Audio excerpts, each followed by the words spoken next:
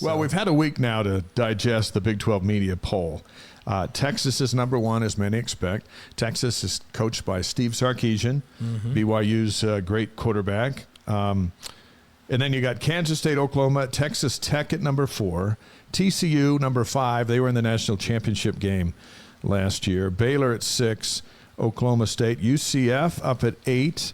Kansas, BYU's Big 12 opener, is at 9. Iowa State's at 10. And there's BYU at 11, ahead of Houston, Cincinnati, and West Virginia. The more I've thought about it, the more I think there's really not a difference between 8 and 14. So maybe 11 is fine to start with. You know what? No one really knows what's going to happen in this group. Well, and it's interesting. And you were digging into some research that you sent over to me and said, "Hey, take a look at this. This is." And so this is 100% credited to Dave McCann. We don't have a crack research team. Our crack research team is Dave and Blaine. With an emphasis on cracks. Right, yeah. So what Dave noted was last year, not only did TCU not receive a single vote in the preseason AP poll, so not one vote for to be a top 25 team. And that means your coach didn't even vote for you. Right, for the so most part. nobody not voted even your for them beat in the writer top didn't 25. vote for you. It's like, come on. They were picked 7th in the Big 12, and they made it to the college football championship game. They finished number 2 in the country last year, and they were number 7 in the league, and they were not preseason ranked. Had they won the championship game, they got hammered by Georgia. Had they won that would be the equivalent of Kenneth Rooks falling down, getting up, and winning. That would have been very But similar. they got killed by Georgia, so we have to throw it out. And here's the thing. Like, people talk about, hey, what about 84 BYU?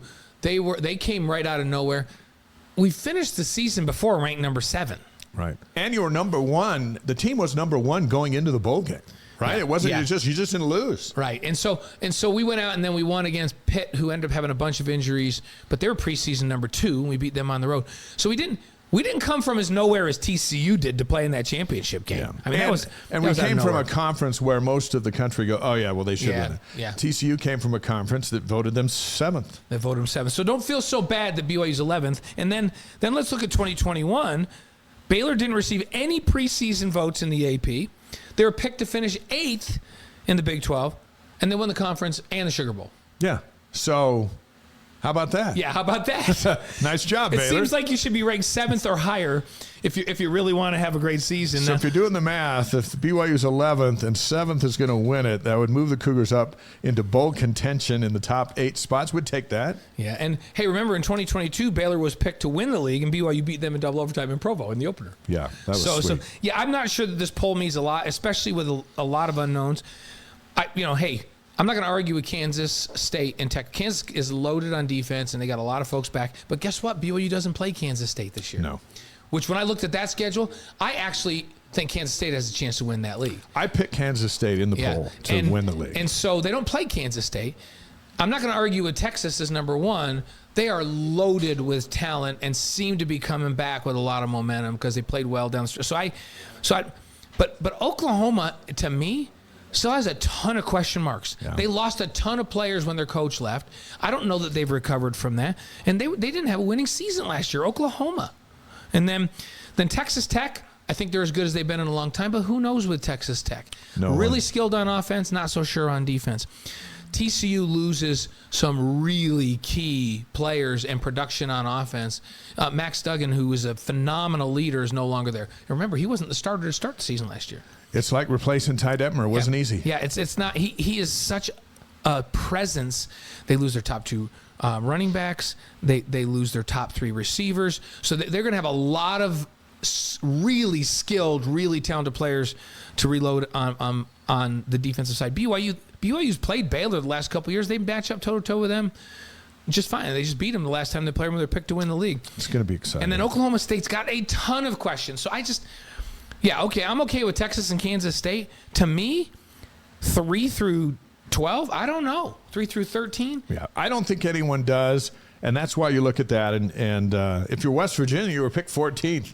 You're like, does anybody know about us, or are we that bad? It can't be. When you're picked 14th out of 14, and you're an incumbent in the conference, right? You're not one of the 4 new teams. That surprised me, and we'll see how it shakes out this week when people are talking about it down in Texas. But mostly we'll see it when it shakes out in September. Yeah, Neil Brown, the coach there, 14-21 since he's been the head coach at West Virginia. They were 5-7 last year. Quarterback position is up in the air. Whenever you say the position's up in the air still after spring ball, it's up in the air. That's up in the air. Then your team's up in the air, right? Yeah. And so they've got that going. It's probably going to be Garrett Green, a junior. So the one thing they've got going for them is they got all 5 offensive linemen coming back. That's the best thing that they've got going for them. But they have not had success in this league in the last couple of years, and that's why everybody has them at 14. They just haven't been able to progress the last couple of years. So who knows? Cougar Stats tweeted out the overall records of the 4 newcomers to the Big 12 against teams from the Big 12. BYU 6-3, Cincinnati 1-3, Houston 4-13, and UCF 1-4. And of course BYU comes in with wins over Texas. They're 2-0 against Oklahoma. They're 4-1 against. Their 6 wins, Texas and Oklahoma. Yeah, and they got a Kansas State win in there. And here's the thing for BYU. As I mentioned, I hope the players go to media day tomorrow and have this mentality.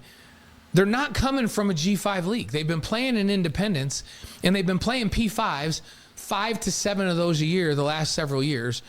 2 years ago is probably the best example because we crowned them the Pac-12 champion because they went undefeated in the Pac-12 that year, and they beat the Pac-12 champion. Yeah. So I think there should be a banner in Lavelle Edwards that they won the Pac-12 2 years ago. But it's a little bit different. Where Cincinnati, Houston, now Cincinnati's been playing at a really high level, and they've been taking on all comers. But you know what?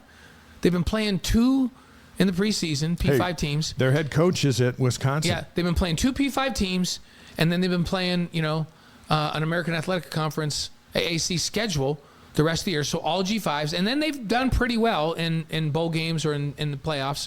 But they have not played, nor has Houston or Central Florida, the type of schedule BYU has played, especially over the last 4 to 5 years.